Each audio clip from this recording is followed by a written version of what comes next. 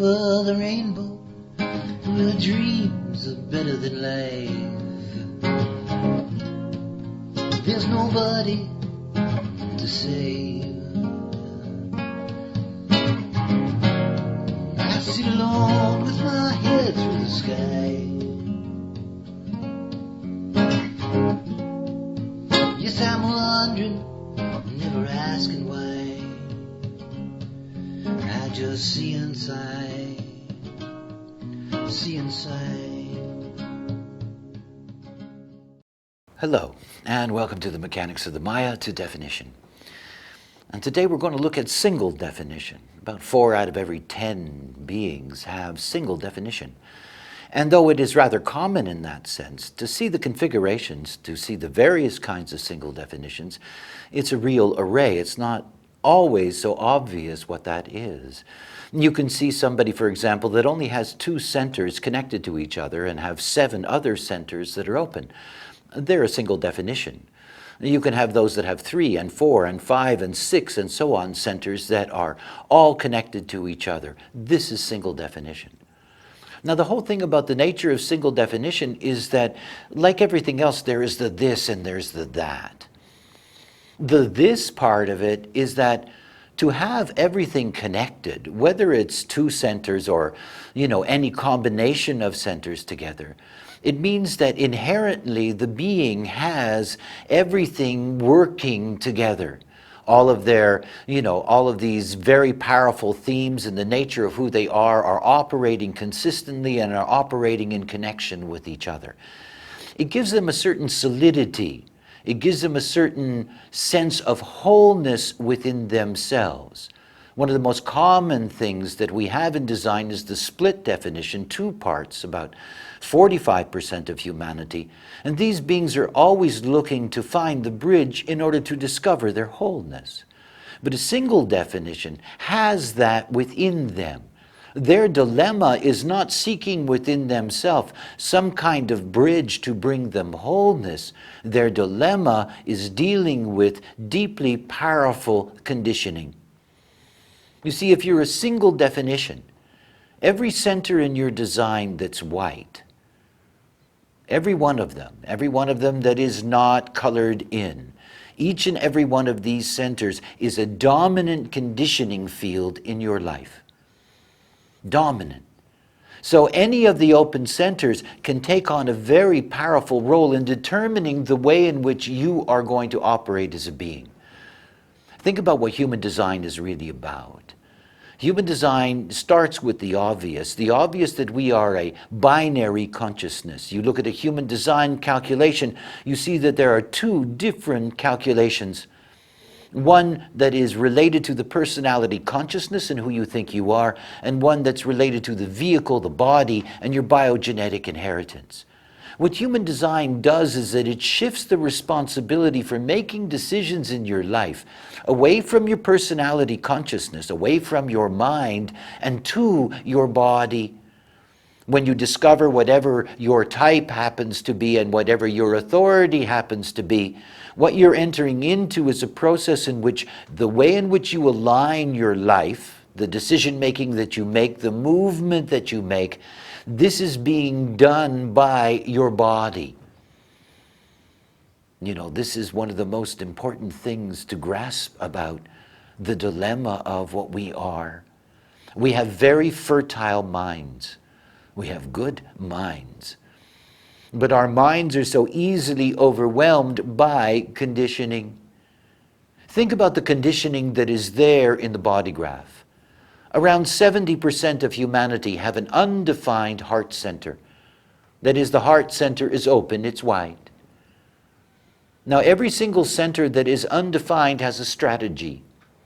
The strategy of the undefined heart center is always feeling unworthy, and in feeling unworthy, always trying to prove oneself, to prove to others, to prove that one is worthy, that one is good, that one is great, that one is wonderful, whatever the case may be.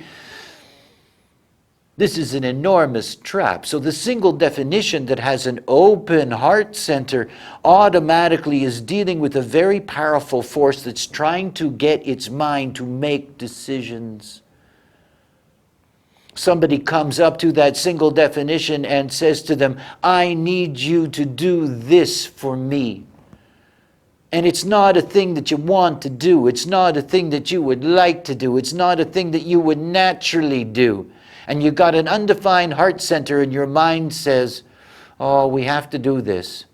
If we do this, we're going to show them that we're a good friend, a good lover, a good child, a good this, a good that. And then you end up doing things that you do not want to do. You see, the power of the open center is extraordinary. And I want you to grasp something, particularly those of you that are new to human design. That the open center to somebody who is unaware is the main force of conditioning in the life for a single definition. But you have to grasp something about these open centers. We are, genetically speaking, this and that. That is, we have certain imprints and we have certain receptors. We have these deeply imprinted zones in us, and then we have all this openness. All of your activations are an imprint that imprints the basic structure of what you can be as a unique being. But everything that is open in you, every center, every channel, every gate, that what you have is receptors to this. Receptors that are open to it, and within the genetic context get trapped by it because it's so seductive. You want that thing that you're not because that's what the genes want from you. And when you consider that just over 4 out of every 10 human beings are a single definition, that you're dealing with nearly 3 billion human beings on this planet who are going to be deeply subjective to conditioning. Now think about the two sides, this openness and what's active in you. Those activations that you have on the design side, on the personality side, this is you, the student. Those centers that are open, this is where you go to school. This is where you learn in life. And if you're not careful, you don't learn, you get overwhelmed. You just do. You're a single definition and you have an undefined G center. And that undefined G center is about not knowing where the right direction is. It's about wondering whether you're ever going to find love. It's about always looking around and over your shoulder, thinking there's something else. And that open G center is going to be there in the way in which your mind works. And honestly, it doesn't matter what your single definition is. Because if your mind is running your life, it's your open centers that are running your life. Isn't that a joke? Not a nice joke, but isn't that a joke? That you end up living out something that is truly not you. Yes, those open centers are part of the dynamic of what you are because you are here to have receptors to the world. Otherwise, we would truly be very alone. But you're not here to be overwhelmed by those forces, and all single definitions deal with the same phenomena. They deal with minds that are deeply, deeply influenced by their openness. Deeply influenced by their openness. See, if you are not listening to your body, human design is form principle, form principle. Everything about operating correctly as a nine-centered being is about honoring the form. If the form is making the decisions, then everything slowly begins to change because that very area that was something that tormented you, that drove you to make decisions that were not correct for you, suddenly becomes a place where you'll grow wise. That single definition with their open heart center that suddenly begins to recognize that they're okay, that they have nothing to prove, And at the same time, they're the only ones who can really judge who is worthy. And whether those who do have things to prove, those with a defined ego, actually prove it or can prove it. You know, it's like the wonder of looking at the mind. I've been looking at combinations of head and ajna centers for a very long time in my career. You know, it's really something. And you look at the ajna center, this center of conceptualizing. Now, when you look at somebody that's got the ajna center defined, they're very, very, very, very, very fixed in the way they think. I mean, when you think about the fact that every gate is broken down into 1,080 units, and that 1,080 units can be impacted by any of a number of planets, the nodes, the moon, and the same thing on the other side, and you've got a fixed definition there, then it's something to grasp about this definition. It's very powerful, but it's very fixed, and it's extremely limited. It's extremely limited. It's what differentiation is ultimately all about. All of us have a very, very, very specific limitation. It is, in that essence, our design. So think about that person with their ajna center. They've got the channel 1762, the organizational being, you know, this organizational mind, very, very logical. It's very, very fixed. It's the only way their mind is wired to work. And it is only wired to work through that very specific limitation. Now, it can be beautiful. It can be all kinds of things. And it is very consistent. Definition is what we get to rely on because it is always there. But I want you to grasp, this is not some huge pathway. It's a very narrow line. Now think about that person that has the undefined ajna center. Think about how different that is. It is open to an enormous spread of possibility. Some of the greatest intellectuals that have ever lived on this plane have open ajna centers and head centers. Open. Open because so much can be filtered. And yet when you think about the not-self strategy of the open ajna center, you know, to try to convince itself that it's certain of things and convince others, this is the moment that they get into such deep trouble. You know, the fanatical obsession with claiming to be certain when they know that they're not deep inside because nothing can be certain for them.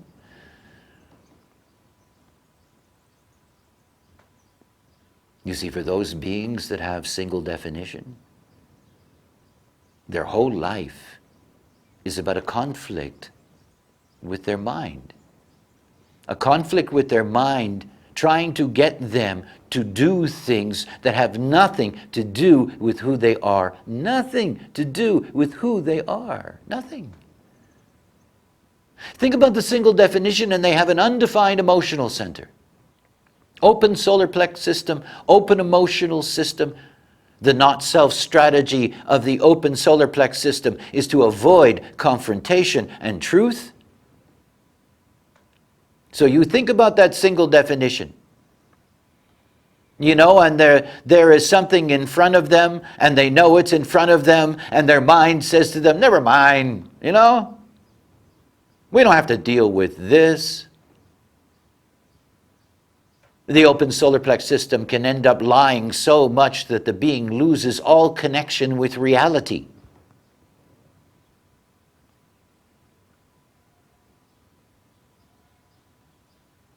You see, to begin to understand your mind is the challenge of anyone with a single definition.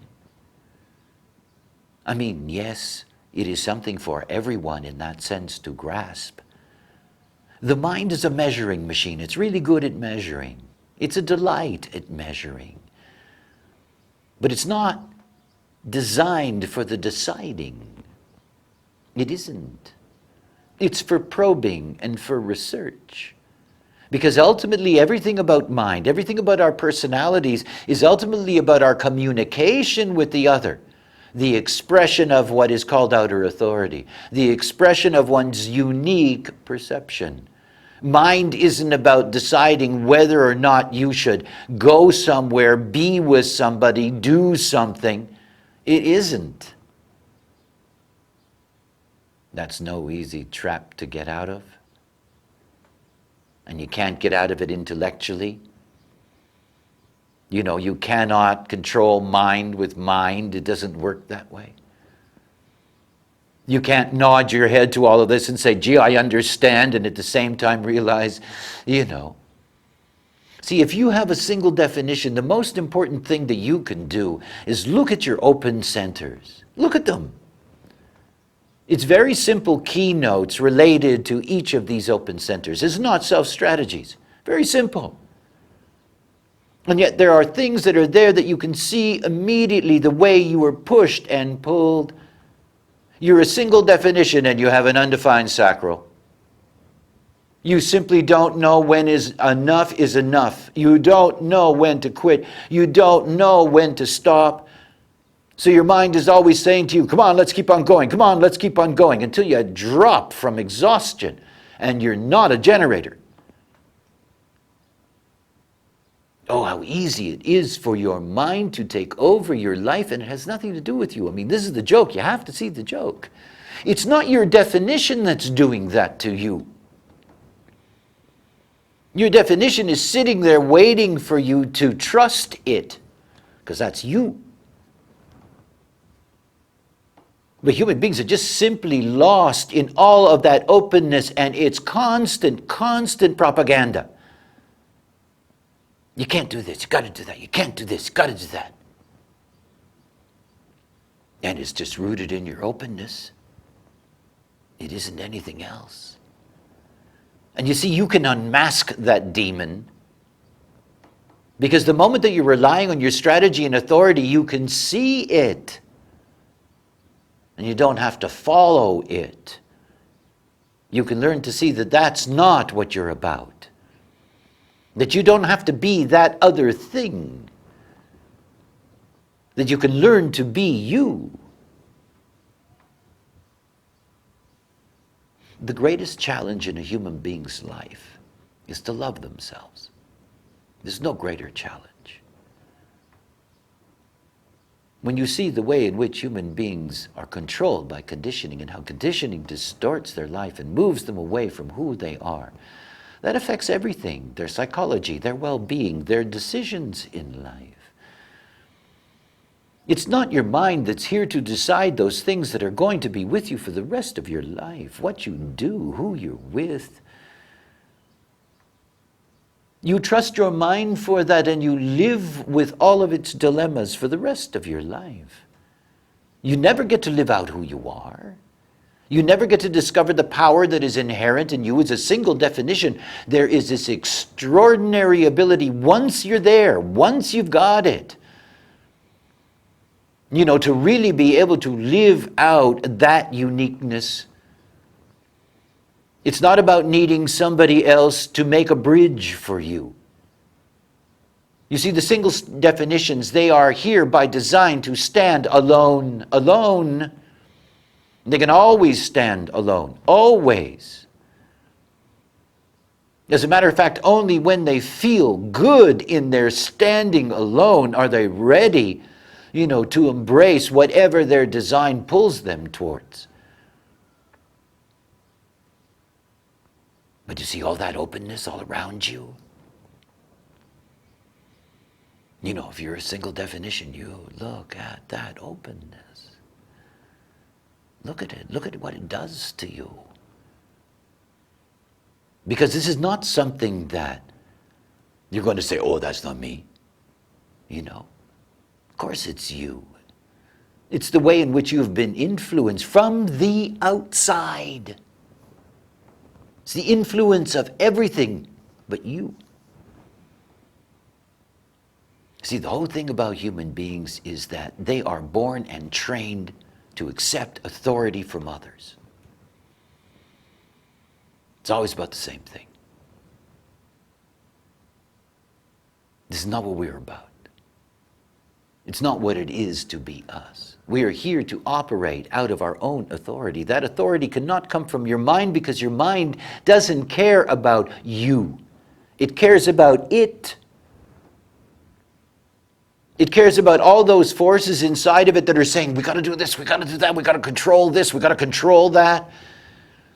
There is nothing to control. This is the great illusion, delusion game of mind, that it can control things. It doesn't control anything.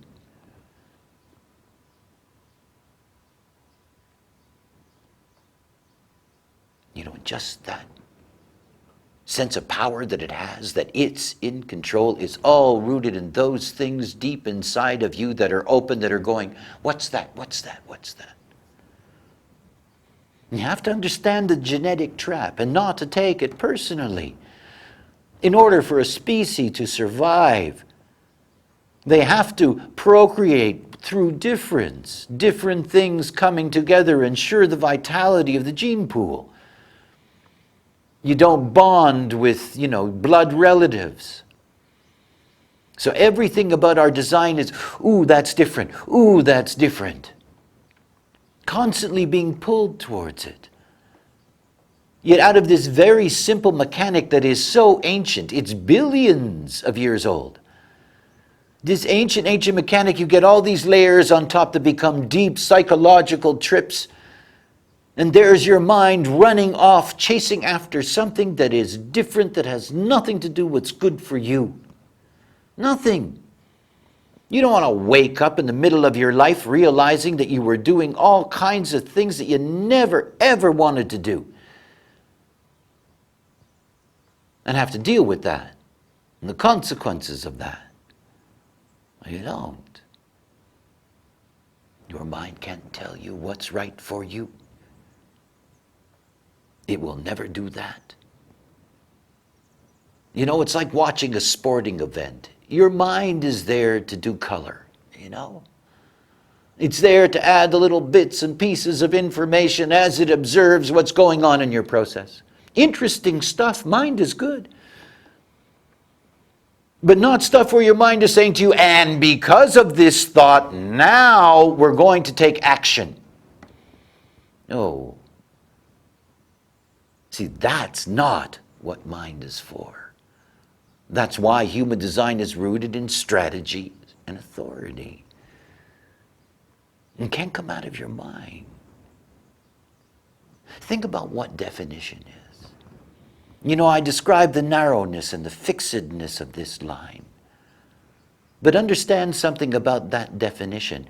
It is truly the basis of who you are. This is what you need to tap into. This is the thing that's going to be there 24/7 all the time. Till your last breath, till you leave this plane, the only thing that's going to be consistent in your life is your definition. The only thing that's going to be consistent in your life is this single definition that is there to form the basis of who you are.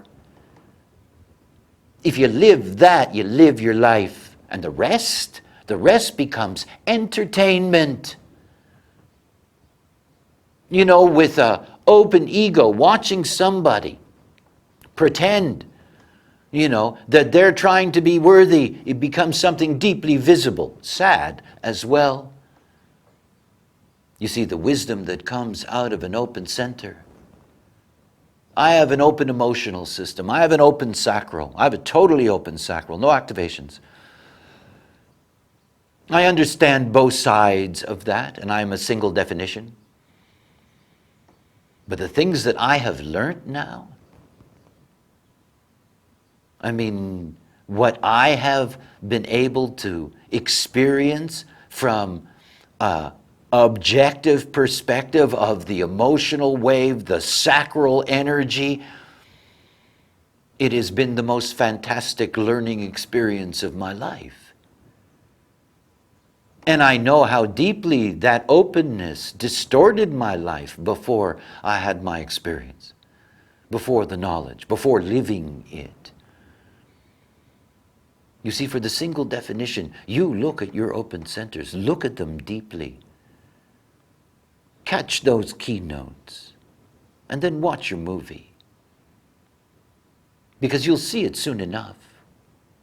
You know, if you're not quite in the experiment or if you're just beginning the experiment, you watch your mind. It'll try really hard to take over, to do what it's always done, to keep you away from the essence of what you are, to keep you away from what is your purpose. Every day that you live by your strategy is a day that you take away the corruptibility and power of the mind, its ability to take you away from what is correct for you. You see, as a single definition, you are really this or that. You know, you're either going to be overwhelmed by your openness, or you're going to find yourself. And to be overwhelmed by the openness means that you live in a distorted mental life, in a life in which your mind is always under pressure, is in turmoil, where you're always threatened by the anxiety that is there in your mind. You don't want that. Truly, you do not. There's one way around it, strategy and authority. I say it a lot, but it really is the point. And then you get to see the wonder of what it is to live out being a single definition, being whole, and being able to fulfill your purpose, your differentiated purpose on this plane. But do not trust your mind to guide you. It will guide you only to the not-self and to its turmoil. Put it in its place. Anyway, I hope you enjoyed that. Thanks for watching. Bye for now. I can do nothing but wait. I sit alone with my head through the sky. Yes, I'm wondering and never asking why. I just see inside, see inside.